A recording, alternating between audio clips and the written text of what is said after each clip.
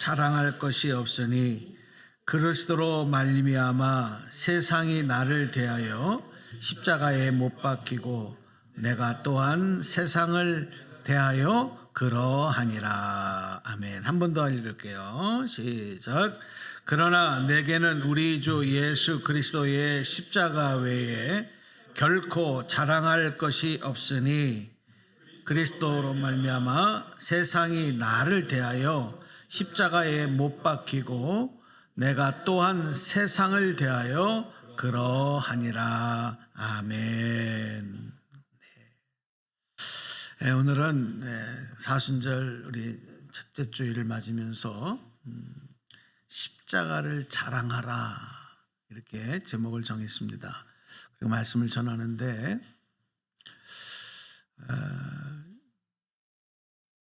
사실 오늘 이 제목이 쉽게 되는 내용이 아닙니다.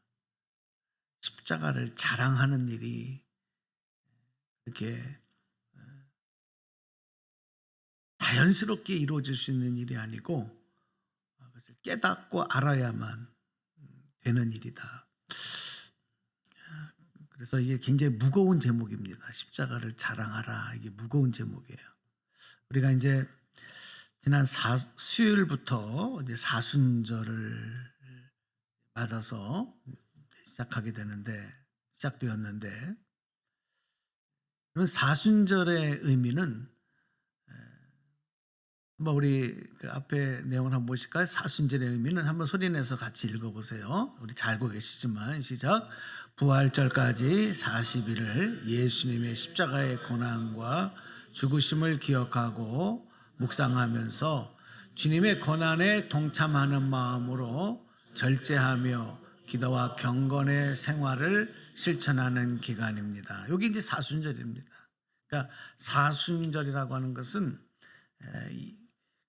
열흘씩 4번이 지나가면서 4번을 지나가는 동안에 40일을 지나가는 이제 그렇게 사순절 이름이 적혀졌는데, 우리 교회 역사를 보면요, 과거 중세 시대에는 이 사순절의 법을 교회에서 굉장히 강력하게 법으로 통제하면서 지키게 했습니다. 당시에는 이 교회의 법이 곧 국가의 법이고, 교황이 나라의 황제를 이렇게 세우는 그 정도로 강력한 힘을 갖고 교회가 있었기 때문에 교회의 법이 곧 국가의 법과 같았어요. 프랑스에서는요, 루이 14세까지 어떤 일이 있었냐면 이 사순절의 규정을 어긴 사람은 사형에 처했습니다. 네? 이 사순절이 그만큼 중요하게 여겼다는 거죠. 그리고 사순절에는 당시에 고기를 먹지 못하도록 육식을 금했습니다. 그리고 허용한 것은 생선과 채소만 먹을 수 있도록 40일 동안. 이 유럽 사람들이 고기가 주식으로 먹는 사람들인데 그걸 못 먹게 하니까 얼마나 힘들었겠어요, 40일 동안. 그래서 이 유럽에서는요, 이 사순절의 기억 때문에 이 생선과 해산물을 기피하는 식문화가 형성이 될 정도였다. 그리고 지금도 유럽인들 중에서는 많은 사람들이 이 해산물을 별로 안 좋아한답니다. 그때 억지로 못 먹게 했던, 그리고 강제로 먹어야 됐던 그런 일들 때문에 그런 문화까지 형성되었다는 기록을 읽어볼 수가 있습니다. 지금은 우리가 사순절을 맞아도 이 사순절을 이렇게 강력하게 교회 법으로 통제하거나 강요하지는 않습니다. 그러나 우리 그리스도인 된 우리들은 이 사순절의 의미와 그리고 사순절에 담겨있는 이 신앙 고백을 절대 잊어서는 안 됩니다. 그리고 특별히 사순절 기간 동안에는 예수님의 십자가의 죽으심을 우리가 기억하고 또 기도하면서 경건의 삶을 실천하는 일에 힘써야 되겠다. 여러분들이 40일 동안 그런 노력들이 있어야 합니다. 특별히 우리들은 예수님께서 고통 중에서 죽으셨던 그 십자가를 바라보고 묵상하는 동안에, 그리고 기도하는 동안에 하나님의 은혜를 깨닫게 돼요. 하나님의 사랑을 깨닫게 되는 거거든요. 그리고 구원의 은혜를 고백할 수 있는 믿음을 소유하게 되는 겁니다. 그래서 우리가 이런 신앙생활 하는 중에는 이런 게 필요해요. 내 삶의 그 시간과 또 내 마음을 구별하는 그런 훈련이 필요하고 결단이 필요해요. 여러분, 신앙생활이라는 게 그거거든요. 나의 일상의 삶에서 하루를 친다면 하루에서 하루 24시간 중에 시간을 하나님께 집중하는 그 시간을 구별하는 훈련이 필요해요. 그리고 내 마음에서도 하나님을 묵상할 수 있는 마음을 구별하는 게 중요한 거예요. 그리고 그 구별된 시간과 그 마음을 가지고 예수님 십자가를 바라보는 거죠. 그래서 기도하는 거예요. 그리고 우리들의 삶에서는 경건함을 다시 회복하려고 노력하고 절제함을 힘쓰고 그렇게 그것을 실천하려고 하는 것이 우리 성도들의 마땅한 삶의 태도이고 자세다. 여러분이 사순절에 이걸 꼭 기억해 주셨으면 좋겠습니다. 그래서 오늘은 이 십자가를 자랑하기 위해서 꼭 네 가지의 내용들을 여러분에게 좀 전달하려고 합니다. 자, 우리 첫 번째 한번 보겠습니다. 소리내서 같이 읽어보시죠. 시작. 그리스도인은 십자가를 자랑하고 증거해야 됩니다. 오늘 제목의 주제와 같은 말씀입니다. 그리스도인은 누구라도 예수님을 믿고 구원받은 자는, 하나님의 자녀가 된 자들은 누구라도 예외 없이 십자가를 자랑하고 증거해야 한다. 예. 앞에도 말씀을 드렸지만 제가 그랬어요. 십자가를 자랑하라는 이 제목, 이 말이 굉장히 무거운 얘기고 쉽지 않은 얘기라고 말씀드린 이유는 이 십자가가 도대체 뭐냐, 십자가가 어떻게 사용되었던 것이었느냐를 안다고 한다면 그 자랑한다는 말이 이게 성립이 안 되는 거예요. 상식적으로 안 맞는 거가 되는 거예요.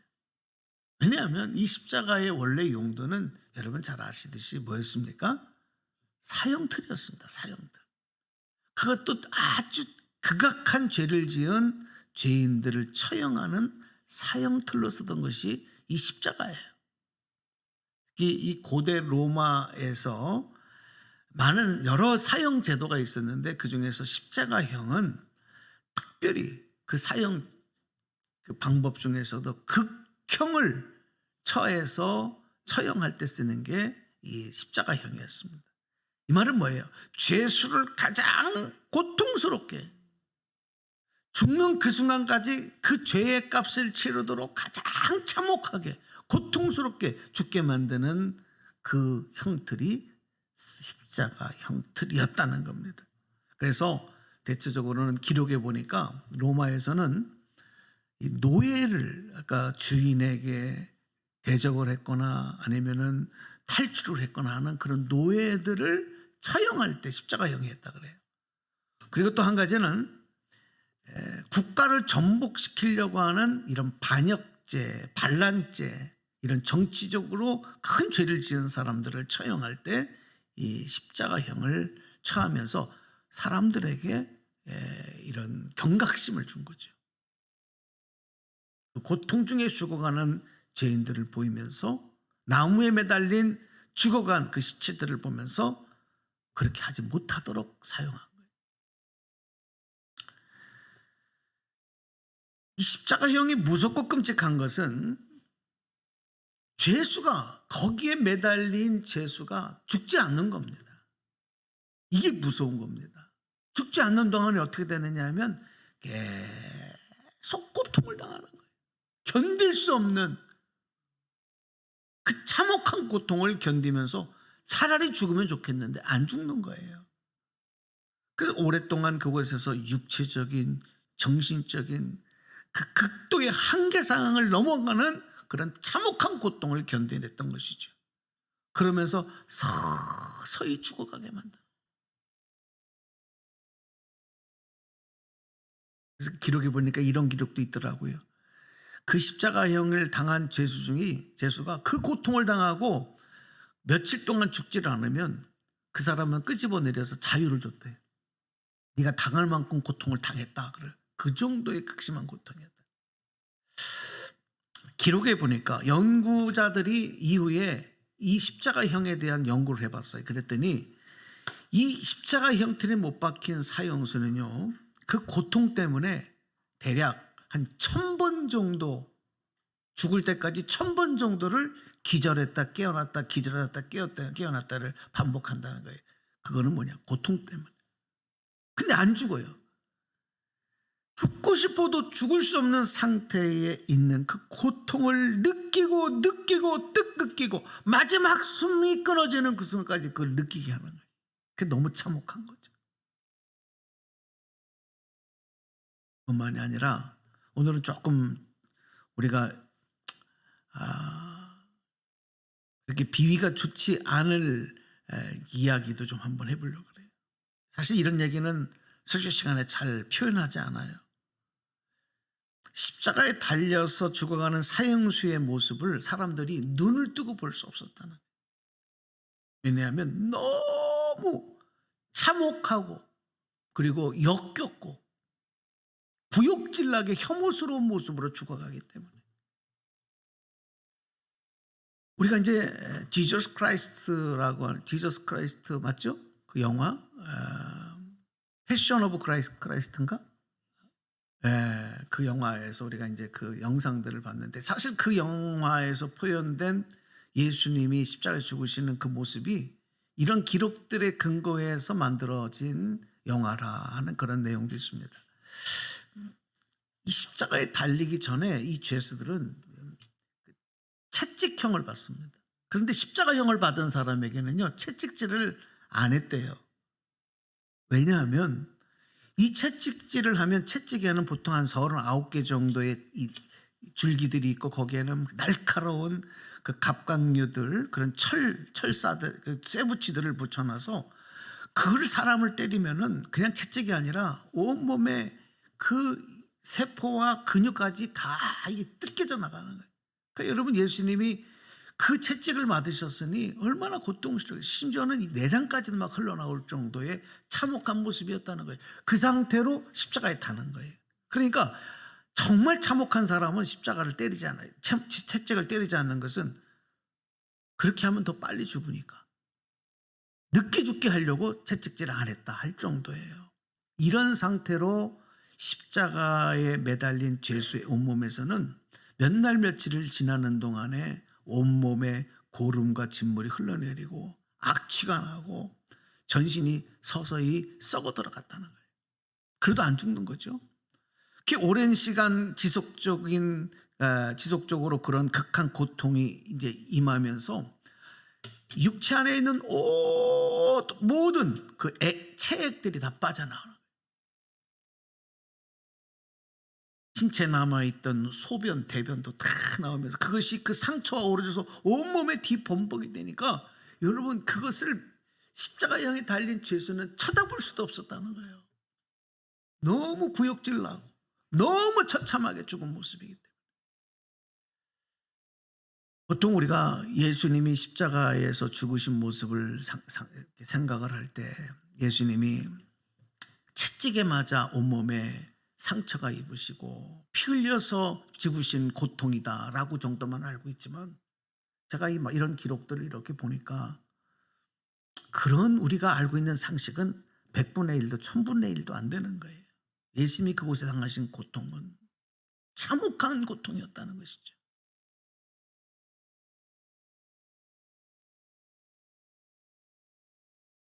그래서 십자가를 자랑하고 증거한다는 말은, 여러분, 이게 쉽게 형성이 안 되는 거예요. 어떻게 그런 십자가를 자랑합니까? 불가능한 거예요, 상식적으로는. 그래서 우리가 오늘 말씀에 십자가를 그리스도인들은 자랑해야 된다, 자랑하라 라고 하는 말씀을 우리가 온전히 이행하기 위해서는 십자가에 담겨져 있는 비밀을 이해해야 돼요. 십자가에 담겨 있는 하나님의 은혜와 그 놀라운 비밀이 무엇인가를 깨달아야만 이 불가능이 가능한 일이 된다는 것이죠. 저는 사순절 지나는 동안에 여러분에게 이 십자가의 신비와 하나님의 능력이 여러분에게 임하기를 주님의 이름으로 축복합니다. 네. 좀 기도해 보세요. 십자가를 바라보면서. 두 번째 읽어보게요. 두 번째 시작. 십자가에서 하나님의 저주가 하나님의 은혜로 바뀐 것을 자랑해야 합니다. 십자가를 자랑하라는 말은 하나님의 저주가 하나님의 은혜로 바뀐 것. 그게 어디서 이루어졌느냐? 십자가에서 이루어졌다. 자, 여러분 보세요. 유대인들은 모세율법을 생명과 같이 지켰잖아요. 그렇죠? 근데 그 모세율법을 보면 죄를 지어서 처형된 사람의 시체를 나무에 매달아 두게 했는데, 그것은 뭐냐면 사람들에게 경각심을 주게 하려고, 모든 사람들이 보도록. 그런데 그 나무에 매달렸던 그 시체는요, 하나님께 저주를 받은 자다. 자, 나무에 매달린 사람, 나무에 매달려 죽은 사람, 죽어서 나무에 매달린 사람은 뭐라고요? 하나님의 저주를 받은 자다. 이게 유대인들의 율법에 되어 있는 거예요. 율법에. 그래서 뭐라고 되어 있냐면, 그렇게 나무에 매달린 시체는 그날 밤을 지내지 말고 바로 땅에 묻어라. 장사해라. 그 이유는 뭐냐? 너희에게 주신 여호와의 기업으로 주시는 그 땅을 더럽히기 때문이다. 그렇게 말씀. 여러분 성경 한번 보실까요? 신명기 21장 22절 23절 준비해 드렸어요. 자, 한번 같이. 이거 새 번역이 아니고요. 그냥 일반 개역 개정 말씀입니다. 읽어보겠습니다. 시작. 사람이 만일 죽을 죄를 범함으로 내가 그를 죽여 나무 위에 달거든 그 시체를 나무 위에 밤새도록 두지 말고 그날에 장사하여 내 하나님 여호와께서 내게 기업으로 주시는 땅을 더럽히지 말라. 나무에 달린 자는 뭐라 그랬어요? 하나님께 저주를 받았습니다. 이 율법에서, 신명기 율법에 딱 기록을 이렇게 해놓은 거예요. 그래서 여러분 유대인들에게는 어떤 마음이 있냐면, 나무에 매달려 죽은 죄인. 여러분 십자가가 뭐냐면, 지금 십자가가 우리처럼 크로스 십자가지만 처형 때는 저 위에 십자가 틀로됐던 거는 이 크로스로 되어 있는 그 윗부분은 없는 거예요. 그러니까 T자형 정도의 나무, 그 사람을 이렇게 거기다 매는 이런 형태였는데, 나무에 매달린 자, 나무에 매달려 죽은 자는 뭐냐? 하나님의 저주를 받았다. 그래서 십자가형을 유대인들은요, 하나님의 저주를 받아 죽은 사람이라고 그들은 그렇게 생각하고 있었던 거. 여러분, 그런데 사도 바울이요, 로마인이기도 했지만 그는 혈통적으로 유대인이었어요. 바리새인이었어요. 이 사도 바울이 십자가에서 죽으신 예수 그리스도에 대한 것을, 주님이 달리신 십자가에 대한 것을 깨달았을 때, 예수님이 죽으신 십자가는, 예수님이 십자가에 달려 죽으신 것은 하나님의 저주를 받은 것이 아니라 내가 평생 자랑해야 될 하나님의 은혜다. 이 비밀을 깨달았어요. 그래서 그가 그렇게 외칩니다. 나는 평생에 이제 십자가만을 자랑하고 십자가의 도만을 증거하겠습니다. 여러분, 사도 바울은 너무 세상적으로 공부를 많이 한 사람이에요. 어떤 학자들과 겨루어도 지지 않는 지식을 갖고 있는 사람인데, 그 모든 것은 다 배설물로 여긴다, 똥으로 여긴다. 그리고 오직 십자가만을 자랑하겠다, 십자가만을 전하겠다. 여러 가지 말씀이 있지만 두 가지 말씀만을 다시 한번 올려드리겠습니다. 고린도전서 1장 18절 말씀에, 그래서 이렇게 증거하고 기록했던 것입니다. 읽어볼까요? 시작. 십자가의 도가 멸망하는 자들에게는 미련한 것이요 구원을 받는 우리에게는 하나님의 능력이라. 아멘. 고린도 교회 성도들에게 편지하면서 이렇게 전합니다. 또 우리가 오늘 본문으로 읽었던 갈라디아서 6장 14절 말씀 다시 보시면, 그러나 내게는 우리 주 예수 그리스도 십자가 외에 뭐라 그랬어요? 결코 자랑할 것이 없습니다. 그리스도로 말미암아 세상이 나를 대하여 십자가에 못 박히고 내가 또한 세상을 대하여 그러하니라. 이렇게 외쳤던 것입니다. 여러분, 그 참혹하고 혐오스럽고 구역질나고 바라볼 수도 없는 하나님의 저주로 여겼던 십자가형을 당하시고 십자가에서 죽으신 예수 그리스도를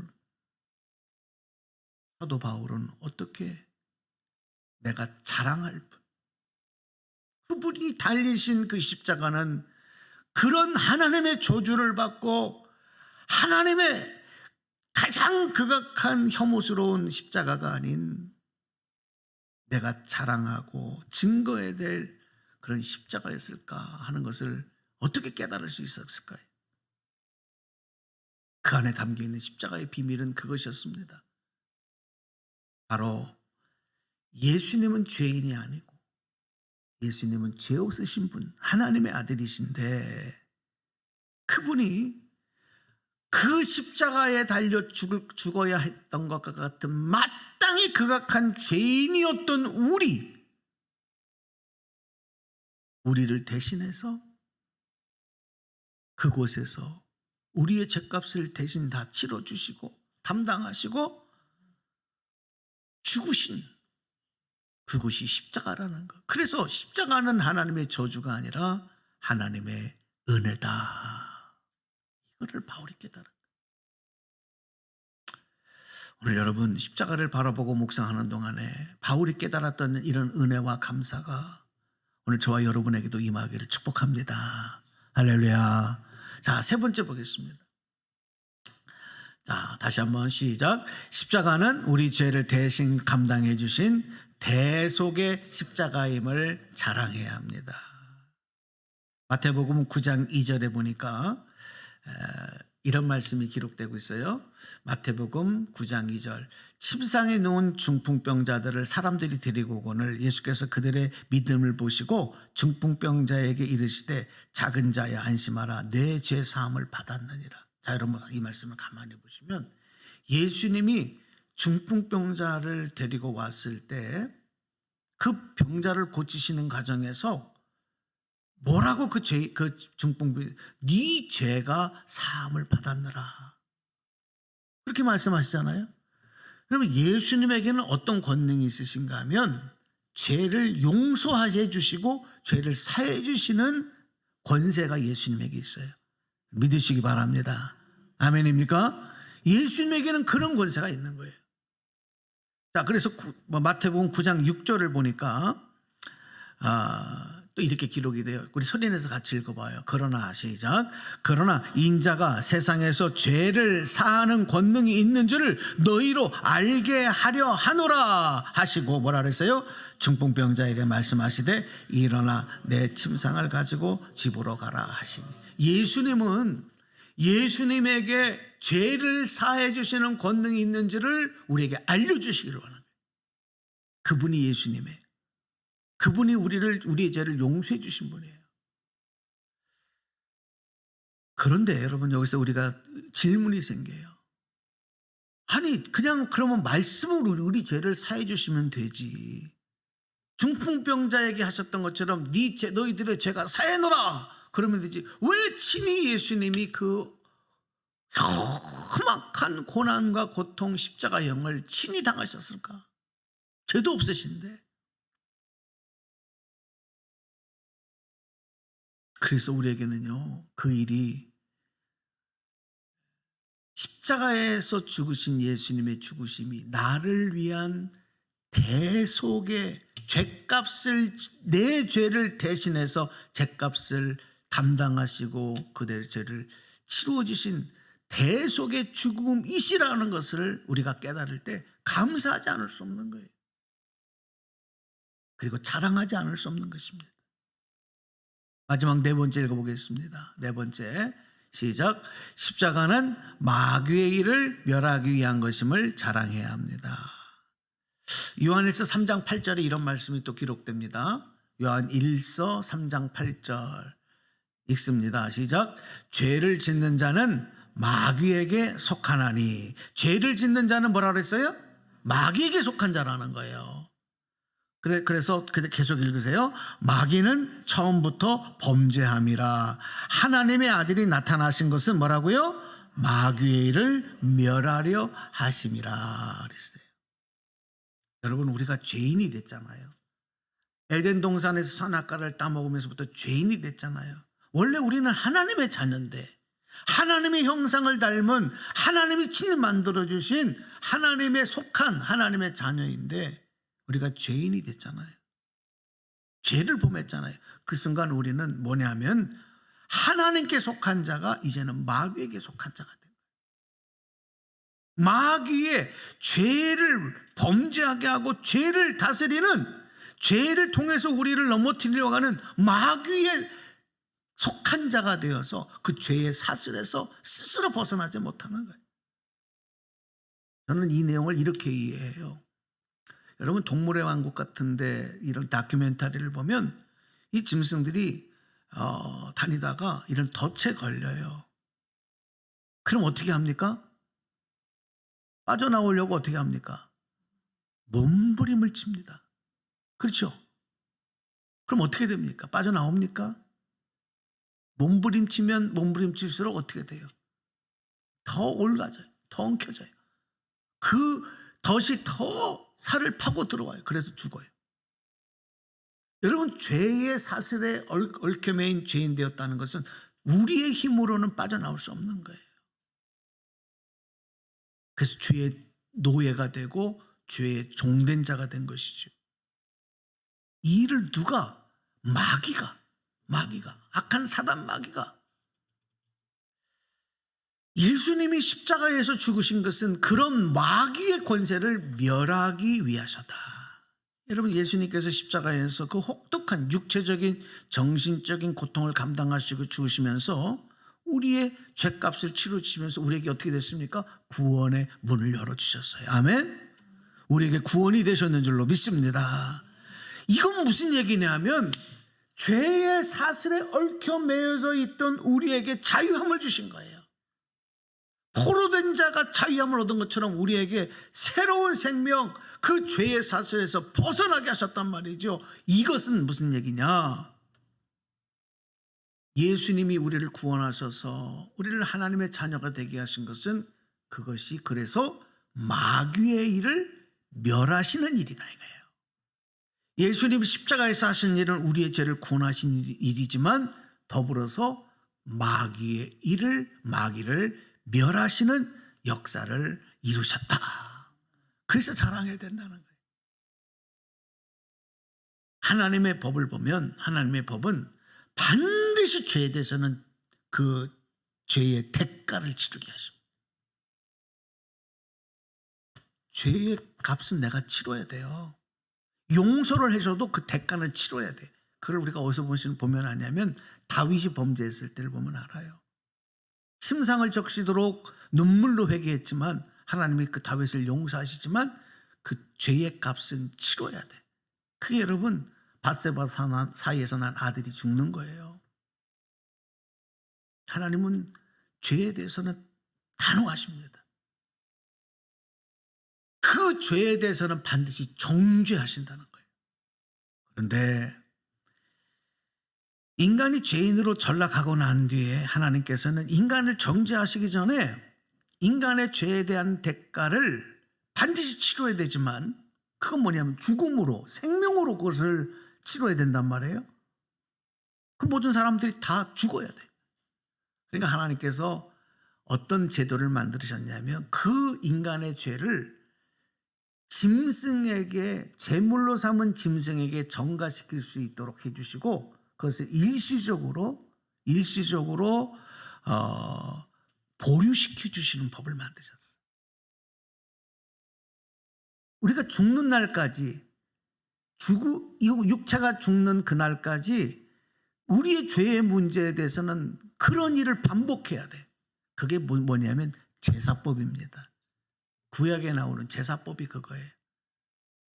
정죄받는 일을 보류시키는 법을 만들어 주신 거예요. 그래서 흠없고 죄 없는 짐승을 인간들을 위해서 제물로 삼아요. 그래서 인간의 죄를 거기에 전가를 시켜서 그 짐승을 죽이고 그 짐승을 제물로 드리면서 인간들은 잠시 보류받는 거예요. 정죄를 보류받는 거예요. 그래서 1년에 한 번씩 속죄일을 만들어서 그때는 그 일을 다 해야 되는 거예요. 인간의 죄 때문에 얼마나 많은 짐승들이 피 흘려 죽어갔어.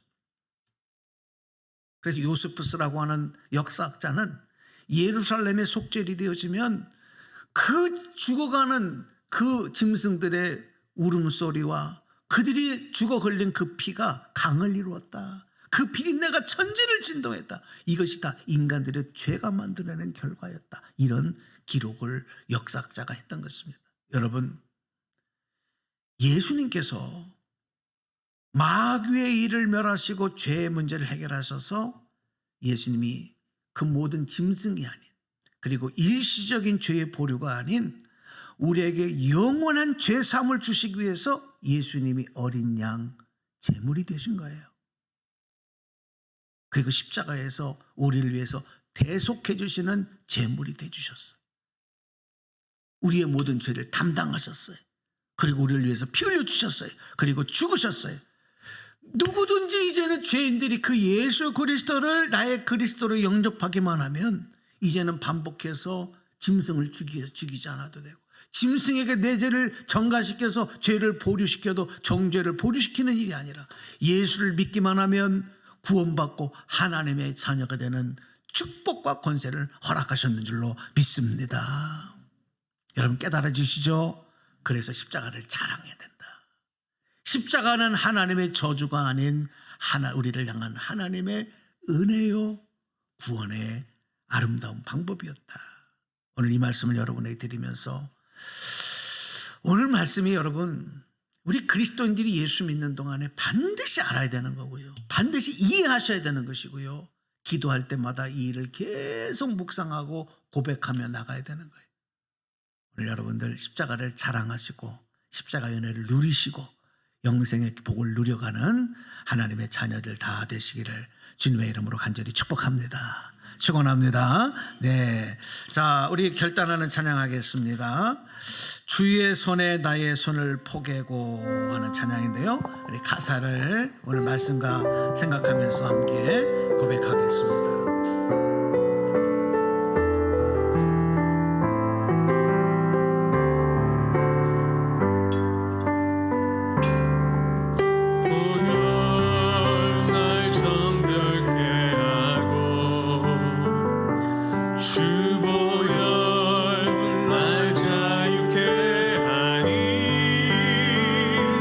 주 앞에 나 예배하니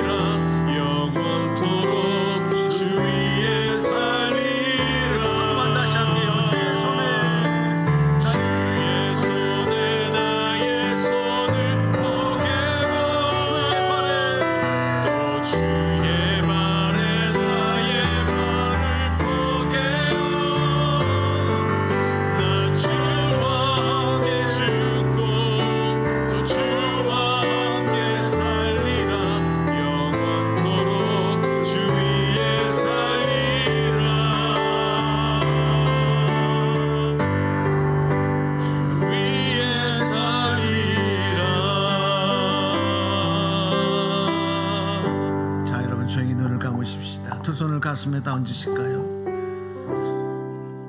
여러분의 손을 한번 이렇게 포개 보시겠습니까?